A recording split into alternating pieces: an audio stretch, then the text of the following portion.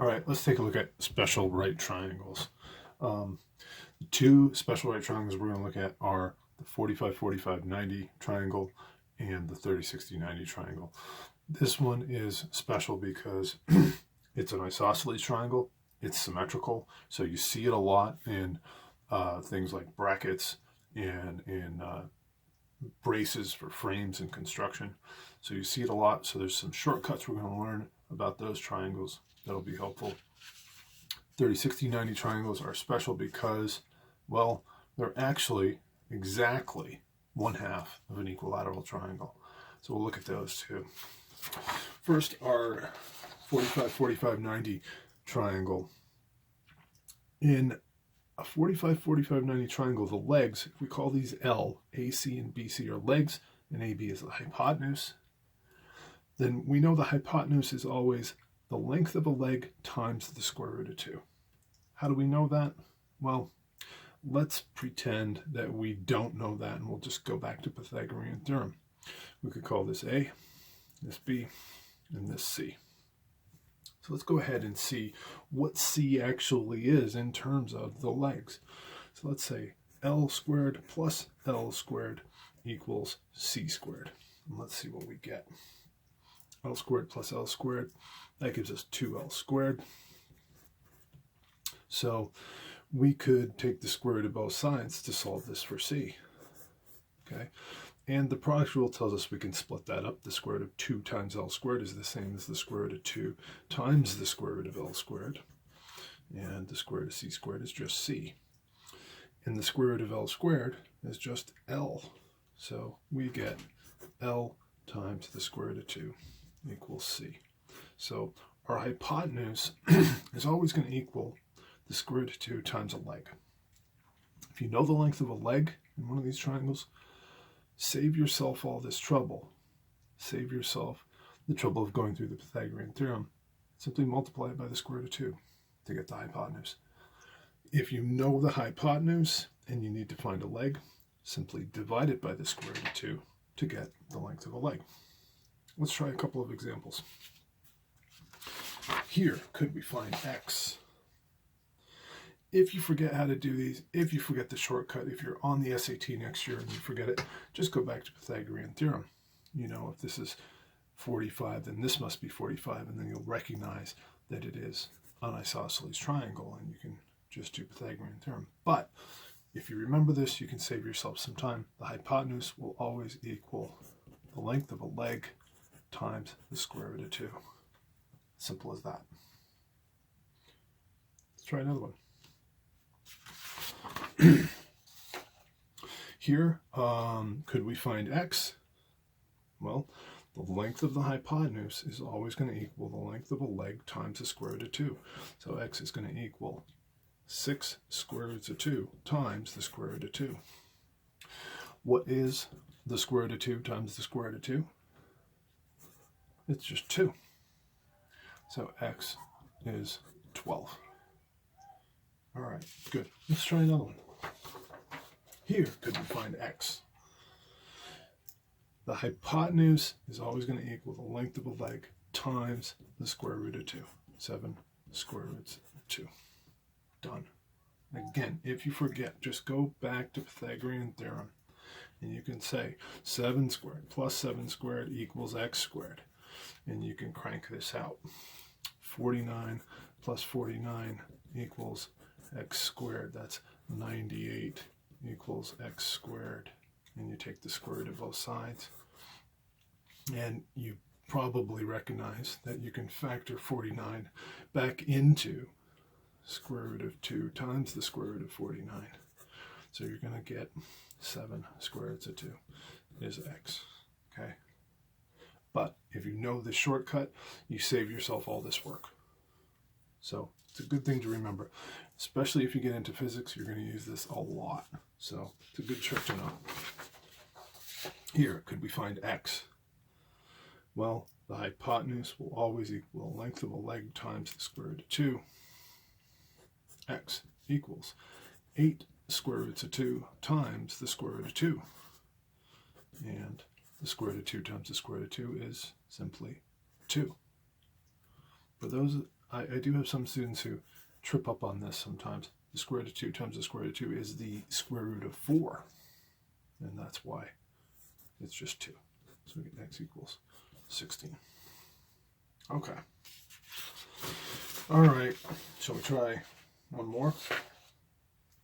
This time, they give us the hypotenuse. They want us to find a leg. Well, I multiply a leg by the square root of 2 to get the hypotenuse. So I can divide the hypotenuse by the square root of 2 to get a leg. So a is going to equal 8 over the square root of 2. Okay. Now you probably remember from Algebra 1 that it's impolite, it's mathematically impolite to leave radicals in the denominator. So we got to rationalize that denominator. How do we do that? Anybody remember how to do that? Well, don't forget you can multiply anything by 1 and not change its value. That's the multiplicative identity property. So I could multiply this by 1, and there's an infinite number of ways to multiply things by 1. I could multiply it by 1, 1 over 1, 2 over 2, 3 over 3, or how about I multiply it by the square root of 2 over the square root of 2? That's just 1. I can do that, and I have not changed its value. So I get 8 square roots of 2 over the square root of 2 times the square root of 2 is, remember, just 2. So we get a equals 8 square roots of 2 over 2. You can see these will simplify, and we get 4 square roots of 2. Okay. Most of you probably have a fancy calculator that does all that for you. Make sure you remember how to do it, though, because there may be problems on the SAT or another standardized test where you've got to figure it out yourself. All right. What else have we got here?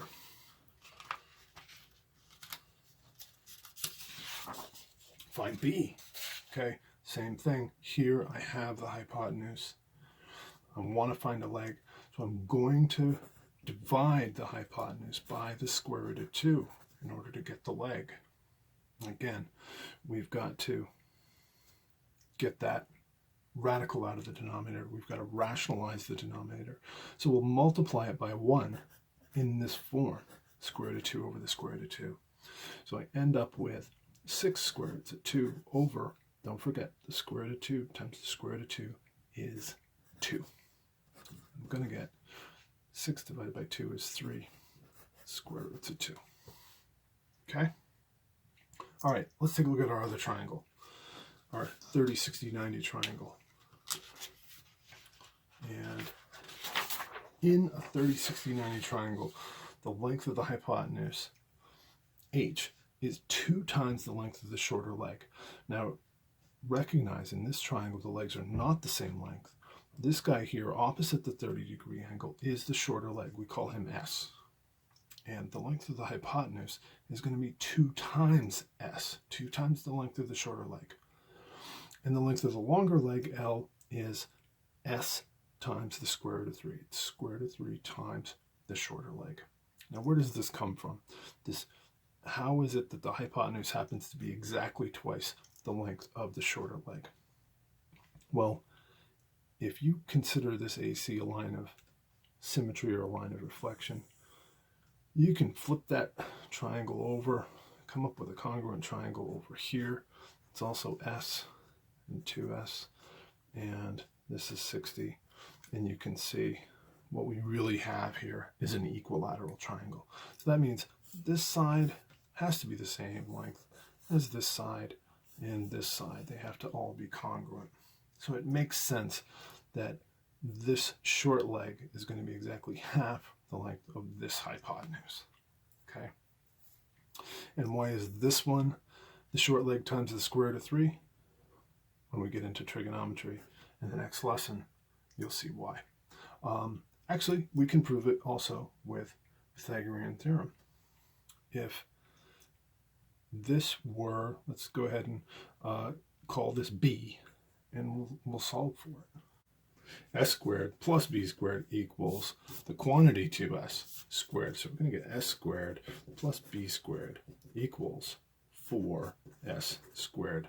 Good. Now this makes more sense. We subtract S squared from both sides, and we get B squared equals 3s squared.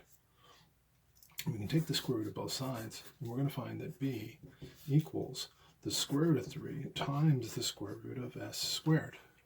And the square root of s squared is, of course, s.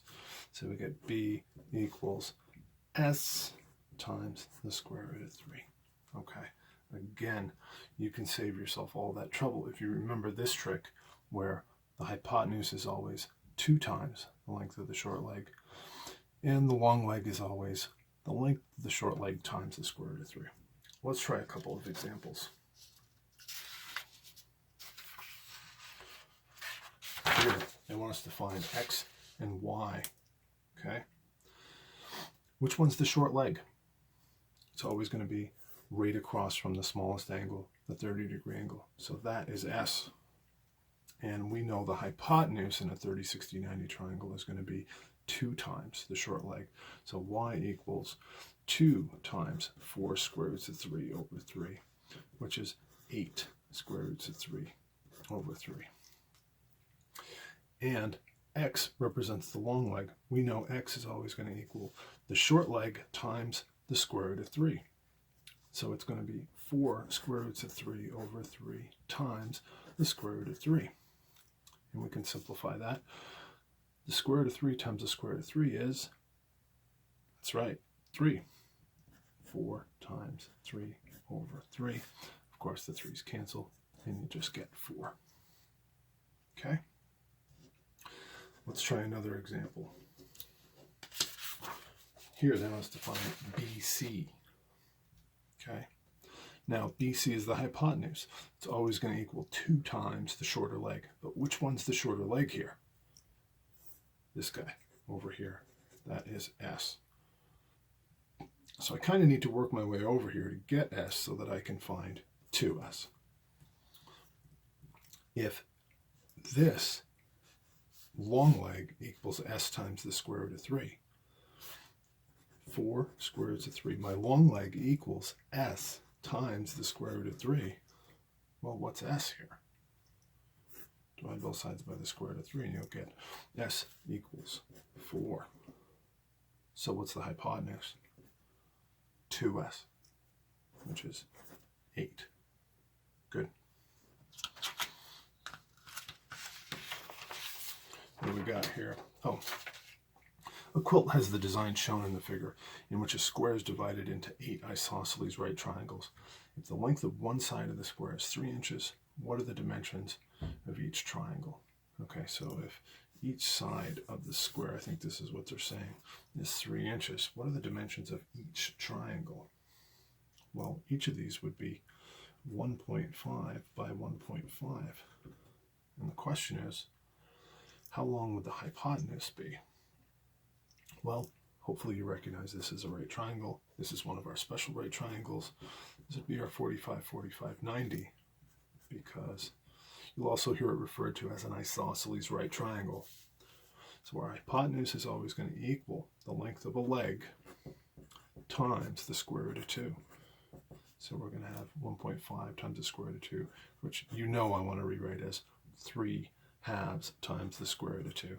So it's 3 square roots of 2 over 2. 3 square roots of 2 over 2. Okay? All right, one last problem. Shana designed 2 identical bookends according to the diagram below. Use special triangles to find the height of the bookends. Okay, well, if these are identical, then I know they are congruent triangles. I know that's X. I know this is 5. And I've got it, looks like I've got one of my special triangles, 30, 60, 90 triangle. This guy is the short leg. This guy is going to be the long leg. So my long leg is going to equal the short leg times the square root of 3. Okay. I'll give you guys a little bit of a hint, something you can do to keep these straight in your mind. How do you remember which one's got the square root of 3 in it, which one's got the square root of 2 in it? Well, here is our 45, 45, 90 right triangle, because this has 2 congruent angles. you're going to use the square root of 2 in this guy. So the hypotenuse is going to be L times the square root of 2. Two congruent angles, use the square root of 2. This guy is the only one with a 3 in it, with a 30-degree angle. So this is the one where you're going to use S times the square root of 3 for the long leg and 2S for the hypotenuse. And don't forget, if you temporarily forget these, you can go back and prove both of them with Pythagorean theorem. Don't forget, you can always drop back to what you know. A squared plus B squared equals C squared. There you go. I hope you guys enjoyed this lesson on special right triangles. Good luck on the homework, and I'll see you in the next lesson on trigonometry.